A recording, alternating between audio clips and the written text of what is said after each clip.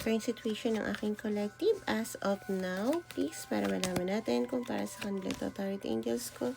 Thank you so much. Okay, meron kang obsession sa isang tao. Alam ko, wala akong ibang masabi dito, pero ito yung gusto mong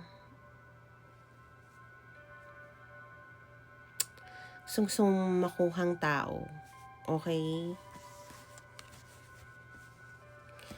Lagi mo naaalala yung bagay na masaya ka pagkasama siya at yung pakiramdam mo.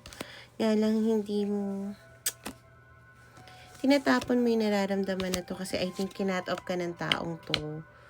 Or nung kinat off ka, umalis ka na din or parehas kayo, okay? So, ba't mo pa rin ba naalala yung taong to?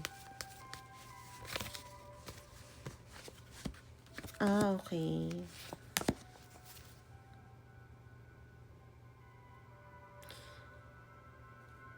Collective ko ano man ang mga natutunan mo nung during that time na magkahiwalay kayo ng person mo.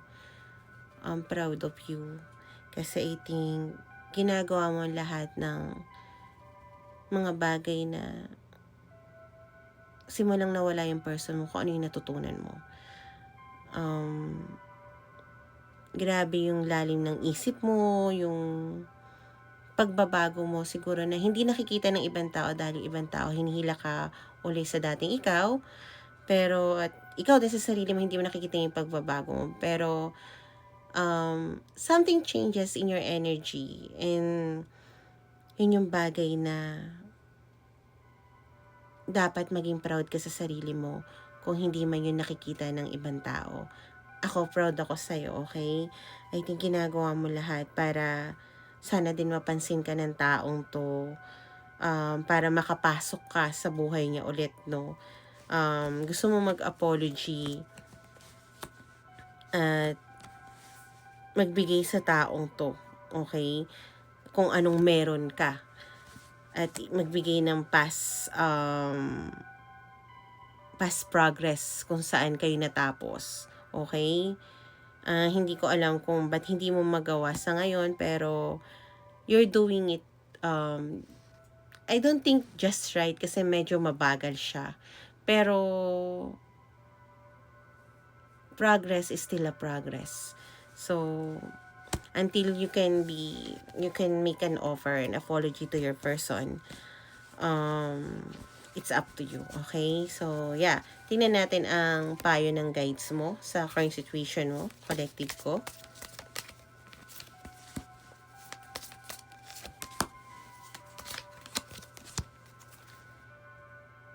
Okay. So, pag ready ka na mag-negotiate sa person mo, as I said, di ba kanina, offer. Okay, I think, nauutal ka din pag nandyan na siya. I think, madaming beses ka naglagay sa senaryo ng isip mo kung paano mag-offer or makipagkita uli sa tao or makapasok uli sa buhay niya. However, pag nandyan na ano ka kasi, hindi mo alam kung paano, okay?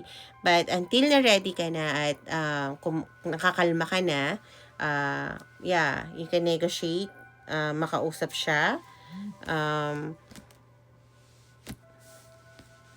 Doon lang kayo magkakaroon ng progress, okay? At pleasure. Okay? Okay? Okay.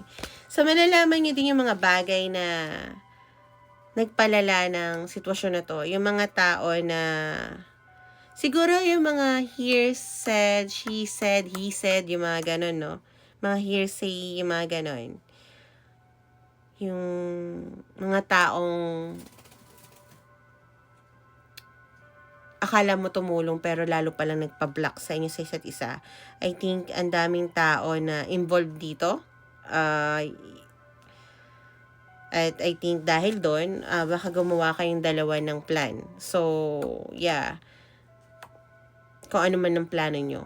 Hindi ko na lalaliman yon. Again, kung gusto nyo ng private reading, okay, you can always PM me, Ohanas Tribe, in TikTok, okay?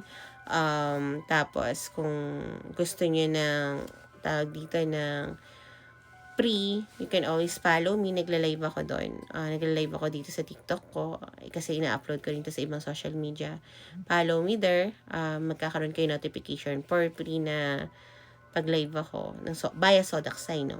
At least pag nalampasan naman kayo, you can always follow me in YT din. So, yeah. Okay. Thank you so much, my collective. And make a better choice. Okay? Bye!